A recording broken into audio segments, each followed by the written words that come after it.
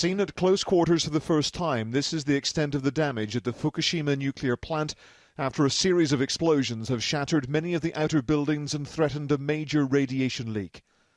It was filmed by an employee of the power company aboard a Defence Ministry aircraft and shows why there is such concern over a potential breach of reactors 3 and 4. Military helicopters have now been deployed to fight what looks increasingly like a losing battle. Normally they fight forest fires, and the tactic was the same: collect tons of seawater and dump it on the target. In theory, it should cool reactor 3 and replenish a water tank full of spent fuel rods, which is in danger of boiling dry. In practice, little appeared to hit the target. Water cannon were also brought in. Normally they're deployed against rioters, while engineers were also trying to finish a new power line which could get the reactor's cooling systems working again.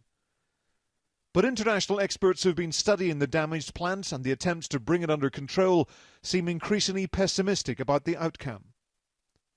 That's put the authorities here under pressure to defend their handling of the situation, especially since many foreign governments are urging their citizens to leave Tokyo.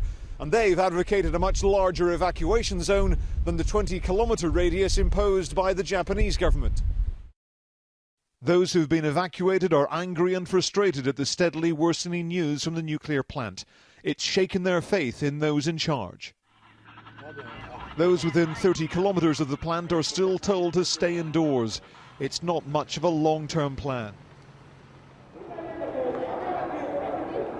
The nuclear crisis is having a knock-on effect on power supplies across the country. The government has introduced rolling power cuts to save energy.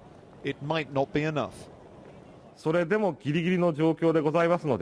are at the limit, so we need everyone's full cooperation in energy conservation, or else there will be an unscheduled blackout. We ask that in addition to the planned outages, each and every person makes efforts to save energy.